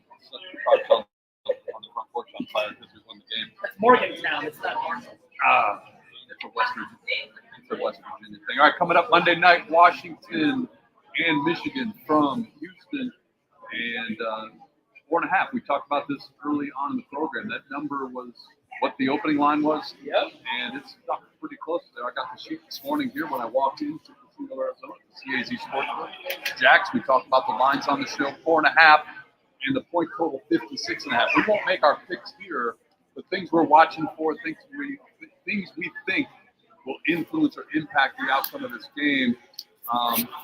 Look, and Bauer, you said before, and I don't think it's going to happen. We don't want a repeat of what TCU did a year ago. I don't think you get it. You know, the first game jitters, right? You know, both these teams there for the first time, so you don't have an SEC team against one of these teams. You don't have a Georgia against Washington, Alabama. These are two teams that haven't been there, so they're coming at it from the same place. Jackson, a couple keys in your mind when you look at Washington and Michigan, things you're thinking will impact the outcome. Yeah, I think time of possession is something to look out for. You look back at Washington's really close games during the season: ASU, Oregon State, Wazoo, and the first time against Oregon.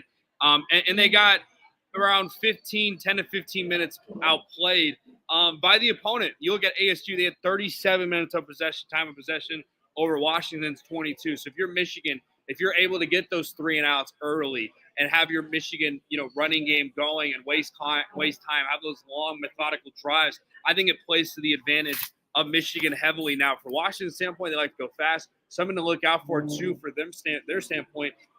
They're the best passing offense, but I think people always don't realize that they've got a running back that's over 1,500 yards rushing in Dylan Johnson. And Bauer said it earlier, and how his injury impacted almost them losing it in the Sugar Bowl. I think him playing is pivotal, because if they can get the running game going, the play action, the passing game will open up from that standpoint. But most likely Washington's going to have to go probably 70-30 passing to try to, combat for, I guess, the long drives of Michigan. But I think if Michigan control the time of possession, I think they're in the driver's seat when it comes to them playing against Washington. I mean, Texas had a really good rushing defense, and they were able to get move the ball with Johnson. You're talking about a guy that came over from the Bulldogs, Mississippi State, SEC bred type player, comes over 1,000 yards, 16 touchdowns. I think that's definitely a key game, because you look at that. Not just Roman Nunez. You have other really good depth, but on top of that, you have Jalen McMillan, you have Jalen Polk. They have an incredibly deep wide receiving core, which is one of the reasons why Penix has looked so good this year, is because he's always got options. Not necessarily guys that are always open.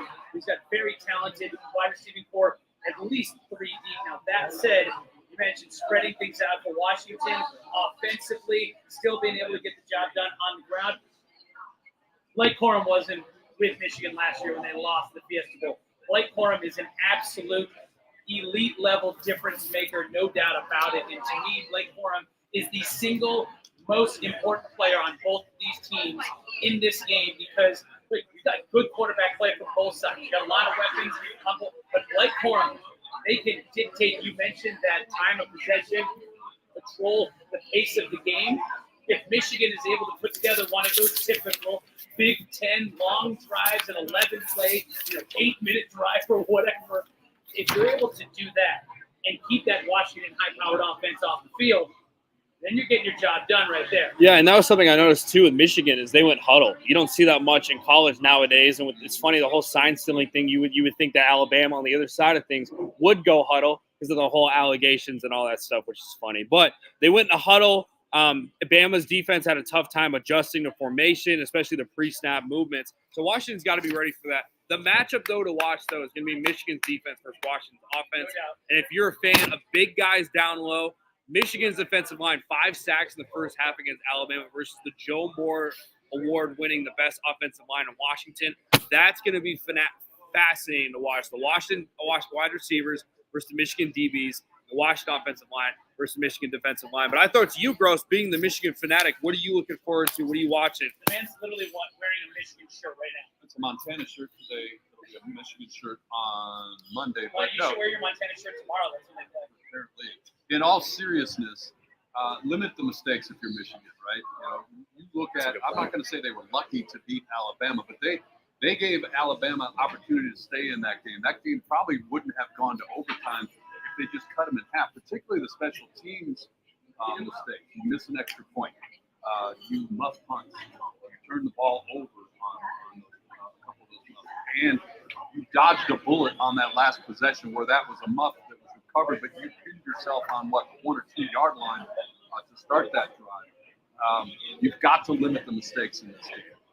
Washington, may not give you the opportunity to recover that Alabama ended up giving you. Alabama had their own mistakes. We talked about their offensive line issues with the sacks that Jackson mentioned, and the poor play by their center, who's no longer their center, right? Where that final play, everybody's talking about how well Michigan's defense played and how they stopped that. That was a bad snap that limited their options on an RPO. They being ESPN, showed had he gotten a clean snap that their options on that play would have been a lot different than just trying to limit it up. So if you're Michigan, you've got to limit your mistakes and don't shoot yourself in the foot, particularly on special teams. My goodness. Same thing for Washington, and I think they played a cleaner game against Texas than Michigan did against Alabama. But the same thing, this is a big stage. I mentioned at the top of this segment, neither team has been in the championship game. Washington, kind of a surprise in that they just, their first crack, they're here. Michigan, this is their third attempt to get to the championship game, and they're there. Whether or not that helps them and gives them an edge over the Huskies, I don't know. But Jackson, you've talked a lot about it. This is a prolific Washington offense. Yeah. And Michigan, in my mind, has to do what they did throughout the course of the season. Look at the second half of that Penn State game where they didn't throw a pass. Now, we know part of the reason that they did that was because J.J. McCarthy was dinged up. He had an ankle injury. But part of the reason they did that is because they could, because that is a monster offensive line. And you've got Blake Corum, who's healthy all year. And when Blake Corum's not in there, you put Donovan Edwards in. Donovan Edwards is a lot like Saquon Barkley type, or a lot like Bijan Robinson, where he's dangerous carrying the ball. He can also catch the ball out of the backfield. And so that's a wicked 1-2 punch that they've got. Donovan Edwards is starting for most other teams in the country. Washington has to move fast and limit Michigan's opportunity to, like you said, Jackson, go huddle, slow it down, and just ground and pound, which they like to do. 2 big defensive players, and you're going to like this, Gross, both from Arizona that need to play phenomenal for Washington. Braylon Trice from Sandra Day O'Connor. This is a guy that was skinny coming out of high school, converted to a defensive end. I think he gained around 50 pounds over there at Washington, kind of that Vita Vea type, a little skinnier, but he applied pressure against Quinn Ewers, had 2 sacks last week. He's a guy that's got to play phenomenal for him because they don't really have much rushers and edge rushers on the Washington team. They're always kind of known for having those interior guys. He's the guy for them. And the other guy, Dominique Hampton, I had the pleasure of playing against him in 7-on-7. It's crazy that some of these guys in college football are still in college, and I'm over here broadcasting with you gentlemen. But he's got to be a guy to fly around and fly downhill, win those runs, come to the outside with Blake Corum, take the block, tackle out in space. If they can be able to tackle in space and give, Michael Penix more time of possession and more opportunities and more possessions, because when you looked at that Texas game, he had around 15 possessions. Guys, I think against Michigan team who likes to run the ball, 8 to 10 possessions. So you think about how many touchdowns they had. They've got to be able to convert on at least 50%, 60, 70% with at least some points, but some of those got to be touchdowns, guys.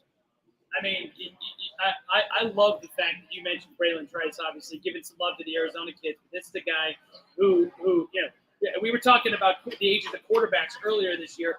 Braylon Trice is the guy. He's 22 years old. He actually, sat out a year, because of COVID, opted out of the entire season to play there, redshirt his first year. So he's 22 years old. He was the MVP of the Alamo Bowl last year, a couple of years ago. And then on top of that, he had himself a game, had a couple sacks last week. I mean, he put on a show, made a lot of Arizona proud, and defensively can get there. But one of the things, too, is that Washington, that offense, and all the weapons they have, guess what? Guess what Michigan doesn't have to do, because they can pressure up front with the front four. They don't have to blitz to get pressure on the quarterback. They were all in Alabama's kitchen last week. They were causing havoc, and they didn't have to do it by blitzing. So that's going to be something to keep an eye on. I think it's going to be a really, really important aspect of the game is the fact that, look, Michael Penix doesn't take a lot of sacks. If you're able to get to him without blitzing, which Michigan has proven they could do, they were all over Jalen Milroe last week. If they're able to do that, then that really changes the entire element of this game. Hey, if you can't get the ball out to those talented wide receivers because your face is in the turf in Houston for Michael Penix Jr., then it doesn't matter how talented those wideouts are.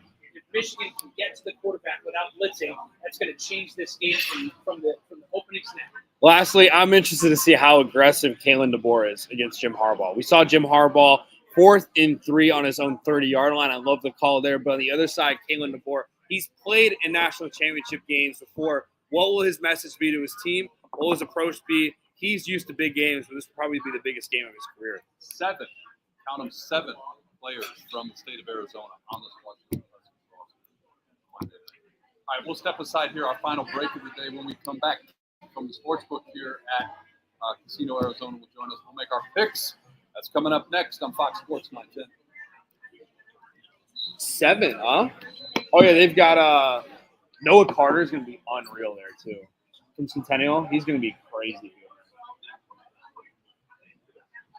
I forgot about this. Haskell's there? Yeah. No way. Yeah, I didn't know he was there.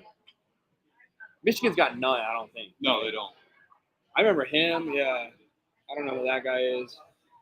That's the guy that got a scholarship. I face him 7-on-7. He talks so much shit all the time. Big trash talker. There you go. 7. I didn't know Haskell was there. That's crazy. Back in the day, Michigan had a lot of Arizona kids because Rich Rod and what's his name? Close. Charlie Ray. Taylor Lewan. What's his buddy's name? Craig Rowe.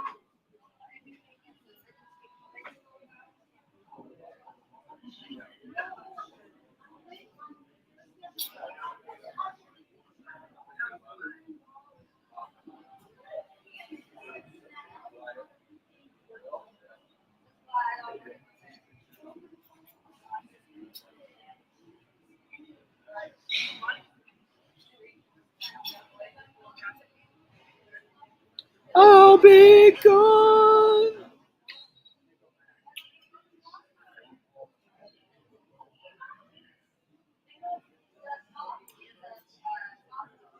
Easy. From Boston. Where is he? Sitting down. Talking to Jack right now. We'll just say he's busy. I'm not gonna go walk over there. If he wants to come over here, he come over here. One shining moment.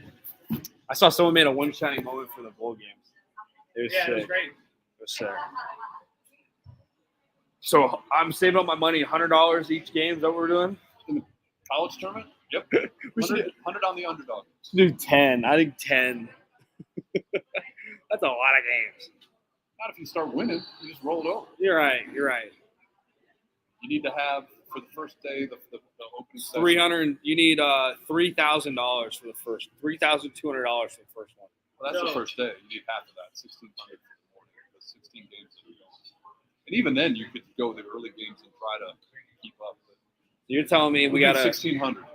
Okay, but some of them, can we count out though? Like Arizona won versus the 16. We still got to roll with the 16. Well, That's where you make your money when the underdogs win.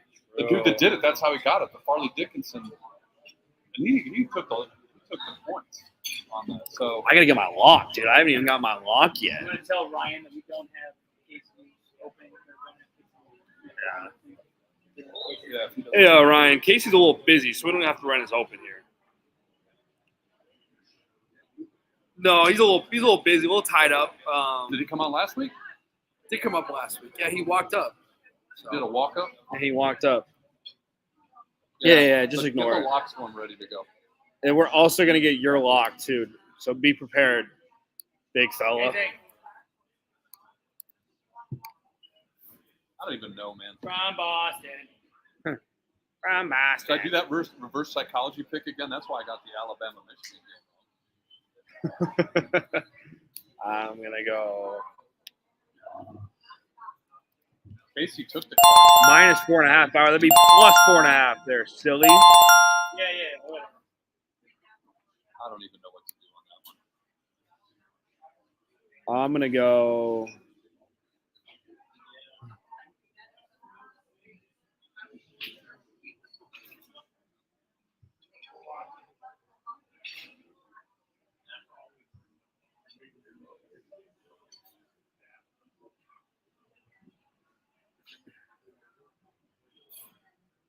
Do I do it? Do I do it? Do it. Touchdown scorer props. I'm gonna do a prop. That's what I'm gonna do for my one. Yeah.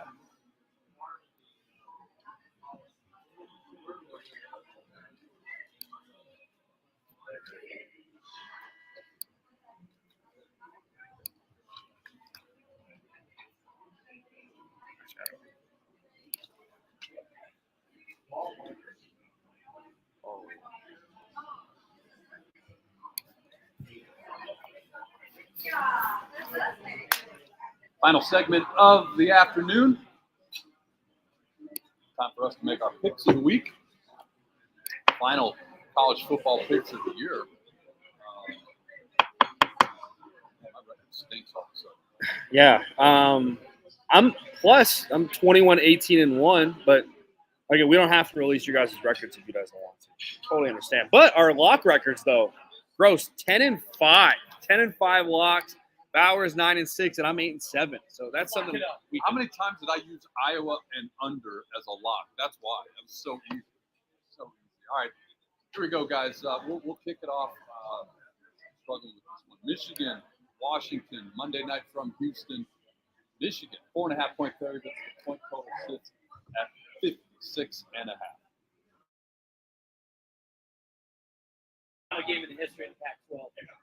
And I think Washington loses by 3, which means they cover the 4.5. Give me Washington plus 4.5, you guys. Even though I got Michigan winning the thing on the money line, I got 4.5 points. It means I got a little wiggle room. I'm going to go. I'm struggling with this one.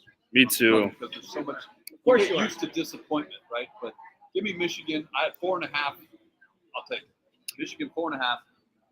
They win the game by 6. I'm gonna say Michigan 4.5 as well. I think Washington drives down late. Michigan stops them, and they win by 5 points. I think it's close. I think Washington needs a touchdown late, but with you, Gross, the 56.5 is really interesting. I don't really like the total on this one, so I'm gonna stay away with it and go with the spread favoring Michigan. All right, next game, Texans and the Colts. Playoff implications in this one, and obviously, if you're an Arizona Cardinals fan, draft pick implications as well. The Colts are at home tonight. They are 2-point underdogs to the Texans. The point total, 47.5. Bauer?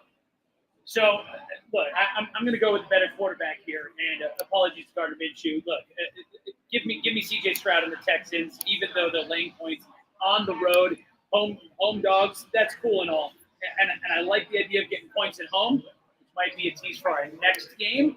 But the Texans, give me the Texans, and I'll go ahead and lay those two. Playoff position on the line. I'm going to say Colts at home. It's going to be a jacked up crowd there in Indianapolis tonight. You get a couple of points, 2.5. I'll take the Colts and the. I agree with you, Bauer. I'm going Texans. Give me C.J. Stroud. He's meant for moments like this. Sucks Tank Dell's not playing. Will Anderson's starting to play better. Give me the Texans to win this game and cover. All right. AFC East playoff implications. We've got the Bills at the Dolphins tomorrow. Bills 2.5-point favorites in Miami. The point total sits at 48.5. Look, guys, this is a win-and-you're-in type situation for the Buffalo Bills, and I also think the Buffalo Bills are the most dangerous team in the AFC entering the playoffs once they get in the playoffs. I know they're on the road in Miami, but give me the Bills minus the 2.5. I think the Bills, this is a statement game for them where they announce to everybody that, hey, we are the team that we were expected to be all along. I think the Bills make a statement. I think they win this by a touchdown on the road in Miami. Bills minus 2.5. I'm going with it. You think Lamar Jackson, obviously the odds-on favorite to win the MVP. Josh Allen's got to be in some of the conversation. With the month of December, turn this team around where they had to win out in order for a chance to make the playoffs. Now they're in a situation where you can either win the division or get out of the playoffs. I like the Bills. The Dolphins' injuries scare me with Waddle, Tyreek's house on fire, Mostert's banged up, Bradley Chubb out for the year. I think it's a team with James Cook starting to play better as a running back. They finally got a running back there. You need edge pressure. Give me the Bills to win and cover. Gross? I like the over in this game. Injuries notwithstanding, the Bills get into these shootouts. You talk about mental lapses and shoot yourself in the foot. They've done that a lot this year. That's cost them some points. I think they still win this game in Miami, but I like the over 48.5 tomorrow in Miami. All right, it's time for our locks of the week.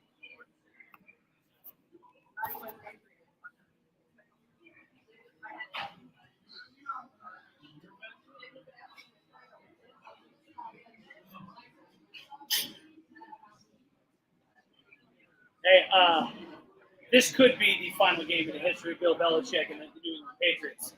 Give me the New England Patriots just a point and a half. Just a point and a half against the just god awful New York Jetropolitans. Look, the Jets. I mean, just a mess of a team. But on top of that, look, I've got Bailey Zappi and Trevor Siemian at quarterback. They cancel each other out in the pantheon of quarterback terribleness. So I think in the potential final game of Bill Belichick's future Hall of Fame career as head coach of the Pats, give me the Pats. I'm going to go prop. Give me C.J. Stroud over 1.5 touchdown passes tonight at minus 106. I think he's going to start dialing it up, dotting it up against the Colts passing defense. Not very good in that department. I'm going to go on the little prop side. Give me Stroud over 1.5 passing touchdowns. Gross. I'm going to go completely away from football for mine and focus in on college basketball. Let's go. All of a sudden in Tempe, Bobby Hurley and the Fighting Sun Devils playing some pretty good basketball. Good win the other night at home against Utah. They've got Colorado in. Colorado got actually boat raced by Arizona the other night. They're banged up. I was reading the paper up there in Boulder to figure out what the heck happened to them. They're down a couple of key players. Bobby Hurley's team is not flashy. I mean, their overall record is 9-5, right? So this is not a nationally ranked team. But it's Bobby Hurley doing what Bobby Hurley does. He gets his guys playing tough. They play well at home. They've got a banged-up Buffalo team. ASU +3 over Colorado is my lock of the week. Ryan, what do you got for us, my friend?